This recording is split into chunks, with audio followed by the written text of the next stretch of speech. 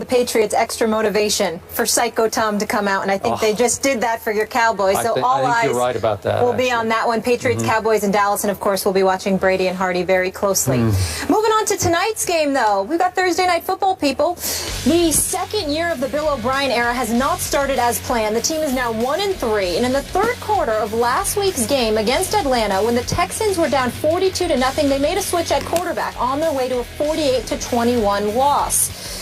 Stephen A., who's to blame here for the Texans' slow start? Bill O'Brien. That's who's to blame. I mean, that's an easy question. Watching Bill O'Brien on Hard Knocks, I have an affinity for individuals, particularly coaches, who are just straight shooters. They let you know exactly where they stand. They pull no punches. They tell you what it's going to be like, why it's going to be that way, and it is clear and established that they're the boss. There's no confusion. They are where the buck stops. And when it comes to Bill O'Brien, look, I respect the man. I respect the job that he did at Penn State, although some would say that most of the players under the late Joe Paterno did not leave, so he didn't inherit a bad program. He took over Houston, and they clearly improved from the 2-14 season that they had under Gary Kubiak and his successor that last year. Kubiak was there when they lost 14 straight games. All of those things are true. He did improve, but let's call it what it is. Bill O'Brien had an opportunity to draft a Teddy Bridgewater. He had an opportunity to draft a Derek Carr. To a lesser degree, Johnny Manziel, who was drafted before both of those guys, but whose success hasn't been the same as those other two as of yet. He passed on that. He passed on that for Jadeveon Clowney, who to me has been a virtual no-show throughout his NFL career thus far. If things don't change for Jadeveon Clowney, he may very well go down as one of the biggest busts as a #1 overall pick in NFL history. I mean, we got to keep an eye on that. I'm talking about along the lines of Jamarcus Russell, for crying out loud, because we are getting absolutely positively nothing but he was from injured, Jadeveon. Stephen A., to be fair. He was injured. He was injured, whereas whereas Jamarcus Russell was just fat. Yeah. Where Jadeveon Clowney, he was injured. But the point that I'm trying to make is that, well, you know what? There was some questions about him coming out of South Carolina, not just about his zest to play the game, but about whether or not, injuries was something that he was worried about and stuff like that. Well, if you have those questions, his talent jumped off the screen. There was no doubt about that. But the flip side to it is that on the NFL level, when somebody is questioning your zest to play the game of football, you've got a problem. Well, Bill O'Brien and those boys, Rick Smith and those boys, elected to go in that direction. Fair enough, because his talent spoke to that. But the quarterback position is the most important position on a football field. And evidently it did not appear to be that way with a Bill O'Brien and Rick Smith. So when I look at it from that perspective and I see the trouble that they're having, it's raising red flags. Because even though their defense can be considerably better, the fact of the matter is their offense has been the problem. Their offense was the problem when Matt Schaub was there. Even when he was throwing 400,000 yards plus, when he got to the postseason, he looked like a deer in headlights. And then now, since he's been gone, you can't find anybody that can look halfway decent in the regular season. I mean, you got people that want to crown Ryan Fitzpatrick as the second coming because of how respectable he made them look last year. So clearly your quarterback position is a problem. And I just look at it from the perspective that if you're Bill O'Brien, a lot of fire and brimstone. I certainly don't question his football acumen, but right now he's falling along the lines of all the other coaches that came from Bill Belichick. The Romeo Crennels, the Charlie Weisses. I love both of them, but their careers have not been that successful as head coaches. And now you've got him and, of course, Josh McDaniel. I mean, New England coaches that became head coaches don't have the greatest record. Eric Mangini did relatively decent in New York, but he didn't last long. And now we see the problems they're having defensively in San Francisco. And we know how much we both respect Eric Mangini. I'm just saying that when you look at coaches that came out of Bill Belichick's system and ultimately landed themselves head coaching jobs, none of them seem to be on the level of Bill Belichick. None of them. And Bill O'Brien's the latest. I hope he turns it around because I like him. But It's not that impressive thus far. I'm with you. I also like Bill O'Brien. But before I get to him and expand on your points, I got to make a quick one about J.J. Watt.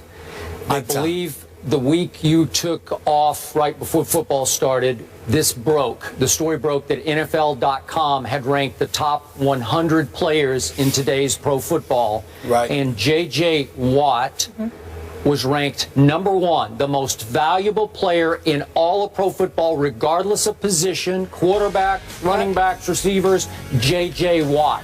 And That's my ridiculous. response that day was, J.J. Watt? J.J. Watt? Seriously. So now I ask again the same question I asked back in August. How can a defense that was behind 42-0 at Atlanta last Sunday feature the best player in pro football? How can J.J. Watt now be part of a team that over the last 2 years and now these 4 games of this year is 12-24? Is that the MVP of the league? What is he doing to lift that team above 12-24? I don't know. I admire him greatly at his position. You know, as an inside pass rusher, you'd have to say he's the best, but the most valuable player in pro football, I don't think he'd be in my top 10. He's in, seems like at least 10 national TV commercials, God bless him, but it seems like he's being overrated as that guy who can do that for that team. Now back to the preseason, in which week after week I watched Hard Knocks featuring J.J. Watt and Bill O'Brien. I enjoyed it. I did too, but I sat right here and I first guessed this. I'm not 20/20 hindsight. I said, my goodness, Bill O'Brien is really getting full of himself. He is really enjoying his breakout star performance on Hard Knocks, maybe to a fault, because he seems more and more self-aware and camera conscious.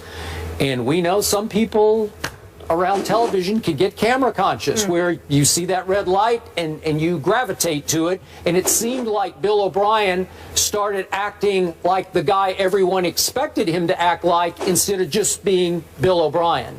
And clearly the first episode featured him dropping all kinds of F-bombs, and he said, my mom called and she was so upset and I apologized to my mom. And then it seemed like it was F-bombs away after that. Like he thought it was funny that this was his calling card. His trademark was, listen to me curse on Hard Knocks to my football team. And he got a little carried away with it. Maybe his team got a little carried away with it. And I remember him battling back against all the criticism and concern about you don't have a quarterback. We do have a quarterback. And by the way, he is a quarterback coach and a coordinator. He is the overseer of that offense. But he was willing to go to NFL battle with either Hoyer or Mallett or Hoyer, and he thought they would be just fine. And obviously, we're only 4 games in, but they have not been just fine because he's been playing musical quarterbacks with those two. And when you have 2 quarterbacks, as the old saying goes, you have none. Yeah. I think they basically have none. They don't have a viable option, and so they're going to struggle all year because it's going to be Hoyer, then Mallett, then Mallett, then Hoyer. They don't have a running game. And they don't have a running game. So that doesn't help. That's a fair point. They haven't had Arian Foster. He tried to play, had one big faux pas last week that resulted in a touchdown. But still, Stephen A., in the end, J.J. Watt, to me, is being overrated as the most valuable player, and Bill O'Brien is being a little overrated off Hard Knocks, his instant stardom on Hard Knocks. And it boils down to this team is 1-3 and got blown off the field and humiliated at Atlanta. Well, I don't blame you for your comments about J.J. Watt. I think he's a superstar. I think he deserves all the respect and the acclaim that he has received. He's leading the team with sacks with 4 right now. He's second on the team in tackles with about 18. We know he gets double teamed. He gets triple teamed. He's absolutely ferocious. He's big time. He's legit. But by mere virtue of the position he plays, it's impossible for him to be the best of anybody in the NFL, the most valuable, because he simply can't have that kind of impact. He can't have the kind of impact that a Lawrence Taylor once had. He can't have the kind of impact that people like that have had in the past, okay? And when you look at today's game, there's just no question that when you talk about most valuable player in most instances, it has to be your quarterback. Yeah. Because so much of the onus is on their shoulders in terms of the team's success or failure. That's the point that I want to make about that. When we talk about Bill O'Brien, I'm not going to get on the man for cussing, Skip, because I don't think he's trying to play to the cameras. I think that's the way he talks. I think it comes absolutely natural to him. You know, listen, everybody, any man that's decent, obviously, changes when he's around his mama. So you don't talk a certain way when you're around your mama. So, yeah. Listen, we all know, listen, I ain't gonna apologize. We all know that I cuss.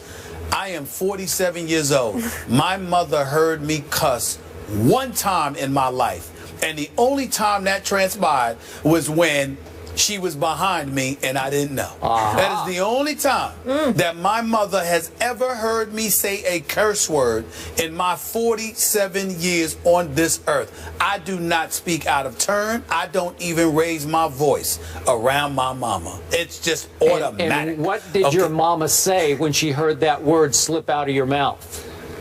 Well, you mean after she knocked me upside my head? That's what I was waiting for. You mean are you asking about what she did before or after? You know, after she lectured me and, you know, Stephen, I did not raise you that way, watch your mouth.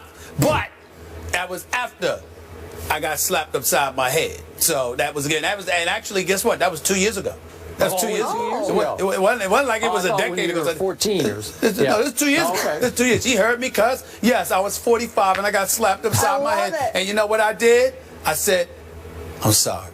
Yeah, because she's mama. So, yeah, mama. But away from mama, you know, you're going to do certain things, okay? So that's just the way it goes. Now, when I think about Bill O'Brien, you know, he doesn't need, you know, I don't think he was playing for the cameras. I think that's just who he is, Skip. But I think the indictable offense against him is that he turns out to be like most other coaches. People are forgetting what makes Bill Belichick special.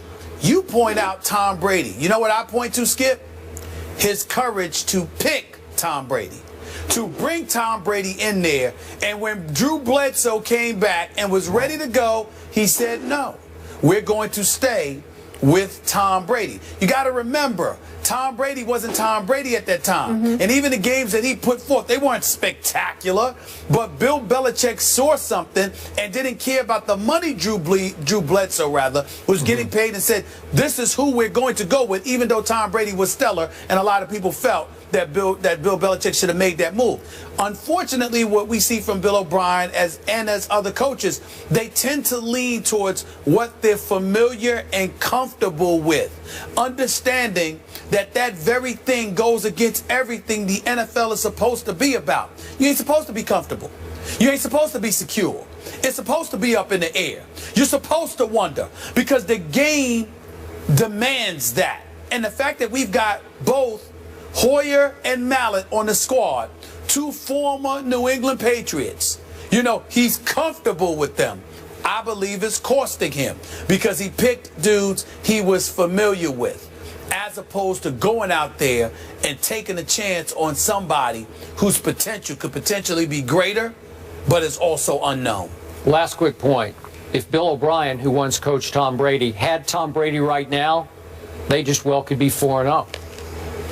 I agree with that. If anyone had Tom Brady. Good news for Bill O'Brien and the Texans may be here. According to our Adam Schefter, Matthew Hasselbeck is expected to start in place of Andrew Luck tonight in Houston. This just in. Up next.